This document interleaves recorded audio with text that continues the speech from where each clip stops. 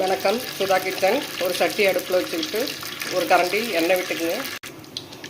எண்ணெய் காஞ்ச உடனே ஒரு ஸ்பூன் வெந்தயம் போட்டு பொரிய விட்டுப்போம். வெந்தயம் பொரிஞ்சு வாசம் வந்தோடனே ஒரு 3 பச்சை மிளகா போட்டுப்போம். பச்சை மிளகா வதங்கினோடனே நான் ஒரு 15 சின்ன வெங்காயம் பல்ஸ் மோடில் அடித்து அதோட கருவேப்பிலை சேர்த்து வச்சுருக்கேன்.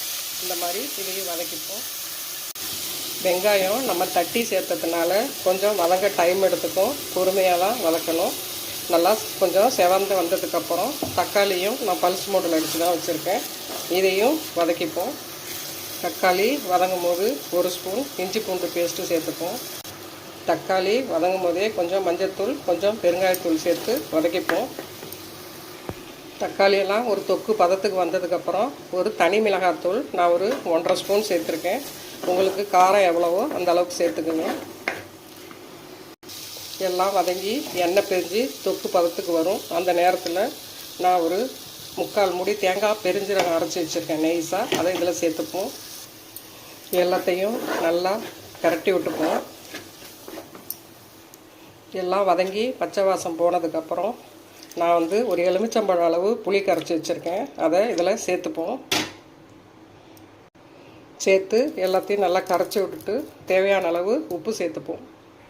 எல்லாத்தையும் நல்லா ஒரு கரைச்சி விட்டுட்டு தட்டு போட்டு மூடி நல்லா கொதிக்க விடுவோம். நல்லா கொதித்து எண்ணெய் பிரிஞ்சு ஒரு திக்கான கிரேவி பதத்துக்கு வந்துருச்சு. இப்போது நான் ஒரு 1/2 கிலோ பாறை மீன் வாங்கி வச்சுருந்தேன். அதை இதில் சேர்த்துப்போம். சேர்த்தாச்சு.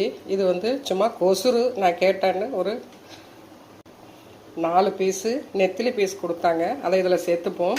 கரைஞ்சிராமல் இதை மெதுவாக பிரட்டி விட்டு வேக வச்சு எடுப்போம். அவ்வளோதான். மீனை சேர்த்துட்டு நம்ம கரண்டியை போட்டு கிளறாமல், ஏன்னா அது திக்காக இருக்கிறதுனால கரண்டி உள்ளே போகும்போது கரைஞ்சிரும். சட்டியை தூக்கி சுற்றி விடுவாங்க. அந்த மாதிரி 2 கையால் சட்டியை பிடிச்சி சுற்றி விடணும்.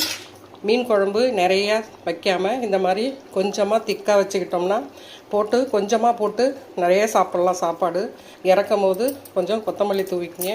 அருமையான மீன் கிரேவி தயார். நீங்களும் இதே மாதிரி மெத்தடில் செஞ்சு பார்த்துட்டு டேஸ்ட் எப்படி இருக்குன்னு சொல்லுங்கள். உங்கள் ஃப்ரெண்ட்ஸுங்களுக்கு ஷேர் பண்ணுங்கள், லைக் பண்ணுங்கள், சப்ஸ்கிரைப் பண்ணுங்கள், ஆல் பட்டனை கிளிக் பண்ணிக்கங்க. நன்றி, வணக்கம். வணக்கம். சுதா கிச்சன். ஒரு சட்டி அடுப்பில் வச்சுக்கிட்டு ஒரு கரண்டி எண்ணெய் விட்டுக்குங்க. எண்ணெய் காஞ்ச உடனே ஒரு ஸ்பூன் வெந்தயம் போட்டு பொரிய விட்டுப்போம். வெந்தயம் பொரிஞ்சு வாசம் வந்தோடனே ஒரு 3 பச்சை மிளகா போட்டுப்போம். பச்சை மிளகா வதங்கின உடனே